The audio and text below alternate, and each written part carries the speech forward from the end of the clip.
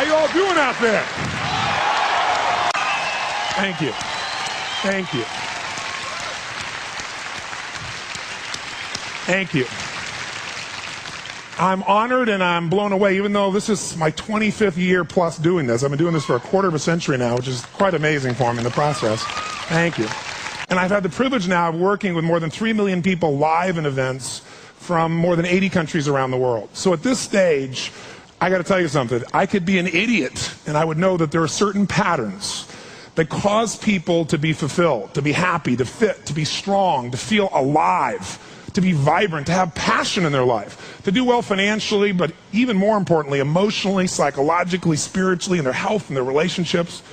And there are also patterns that make people frustrated, overwhelmed, depressed, sad, lonely, cause them to be struggling financially, struggling with their body, struggling intimately. And those patterns, they're not because there's something wrong with somebody, it's because of a pattern that we're doing.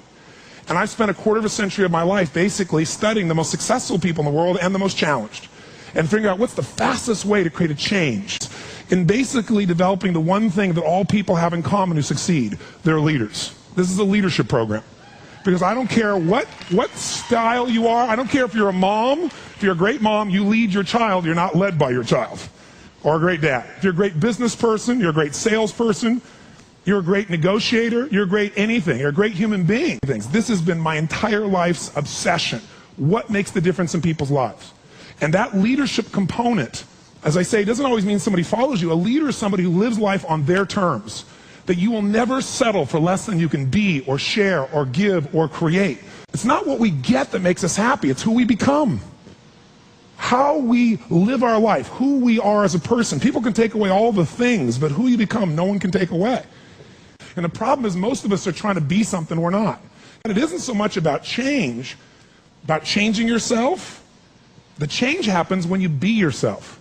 Know thyself, that's the hard part for most people, and then be thyself. Because most of us in our lives, out of our desire for respect or achievement or love or connection or something, we've been trying to be the way we think we'd have to be in order to get that love, respect, appreciation, whatever it is we've been after at some unconscious level.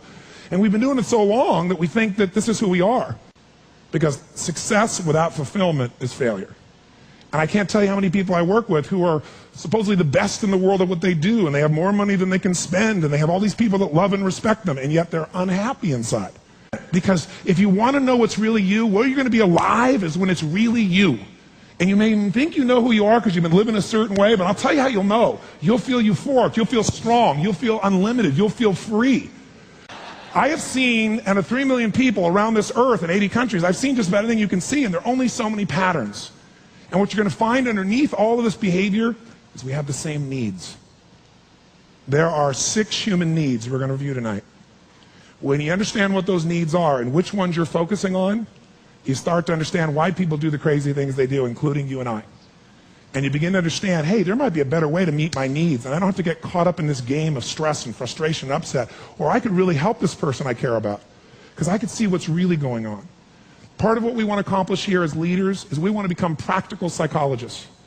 We want to understand what's really going on so we can help, so we can make a difference, so we can transform. So yes, of course you can do better in your business, because the more you understand about what people need and want, the greater you're going to be. The better manager, better leader, the better mom or dad, the better friend. And there's a better you that's available when you understand what's driving you. But most of us are running patterns over and over again. And we want to free that up. To free it up, we got to break the pattern. We got to do things that are different. So we're going to do something different. I'm not here because I believe in positive thinking. If you think that's what I believe, you don't know much about me. I'm not one of those people that believes you're supposed to go to your garden and chant, there's no weeds, there's no weeds, there's no weeds, there's no weeds. There's weeds right there. All right, that's what I believe. Here's what I believe. I believe that if you really want to be effective, you got to tell the truth. In fact, there's 3 mandates of leadership, if you want to jot them down, that may be the foundation of everything that I believe, and I hope that you will see as something that's useful for your own life to remember, because it's so fundamental. So the first mandate to leadership is not just to be positive. The first mandate to leadership is see it as it is, but not worse than it is. The first secret to being an effective leader in your life, whether it's you want to lead your body from the location it is right now you're unhappy about, you don't have the energy you want, your body's not where it wants, to where you want to be, that's leadership. You want to transform your business, that's leadership. Your income, that's leadership. You want to help your children, that's leadership. You're going to be a leader? Step number one, tell the truth. See as it really is, but don't make it worse than it is so you have an excuse not to try. What takes guts is to put yourself on the line. What takes guts is to say, I'm going to make this work. What takes guts is to say, I'm going to believe, knowing I could be disappointed or devastated. But you know what? Disappointment's a good emotion if you learn how to use it.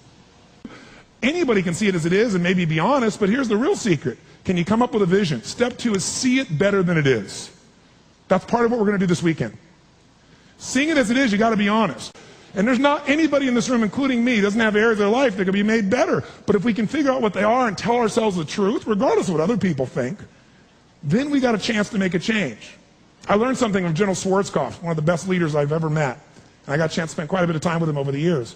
And he said to me, Tony, I'll tell you the secret to leadership.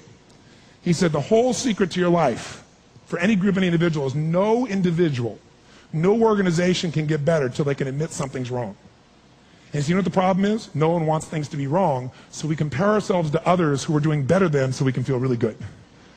See, he raised the standard. He went to step two. Step two is you got to see it better than it is and set that as your standard. A standard is something you don't go for. It's not a goal. It's something you live, breathe, and find a way to get to no matter what. If there isn't a way, a leader makes the way. Is there a difference between should and must for you? Yes or no? You better believe there is. So when that standard is a must for you, you're going to find the way. Finally, the third key here is once you see it better than it is, make it that way. You got to take massive action. You got to be resourceful. You got to find the way to make it you want it. So this weekend, first thing we're going to do after a while is you're going to get real clear about how is it really? How is your relationship really? How is your body really? How is your career really? How are your finances really? All of us in this room, as different as we are, and you can look around, you see every gender, race, probably religion, belief structure in this room. The one thing I bet we have in common is we won't settle. How many came because you want more? How many came because you want more? Say I. Oh, say I. So whatever that more is that you came for, more energy, more focus, more determination, more confidence, more certainty, more love, more success, more playfulness, more of your body being where it is, more of your spirit alive, whatever it is, I can tell you this, whatever you think you came for, that's not why you came. Because I've done this for 25 years. I'm not saying you won't get that too. But what brought you here and what you're going to leave with is going to be more than what you thought. I can promise you. You want to know what makes us happy? Progress. That's it. I don't care what you've achieved. If you don't feel like you're still growing, if you don't feel like you're still contributing, if you don't feel like there's some progress in your body or your mind or your relationship or your business, if you don't feel like there's progress, you're going to be unhappy. I don't care how big your life is compared to other people. Progress is the game, my friends. It's being alive. And if we're going to be alive, absolutely. Whatever your game plan is, it's ultimately to get to a certain feeling. And the truth is you can have it right now. This next few days is the beginning of that path, and we want to take it to a whole nother level. And let's start now.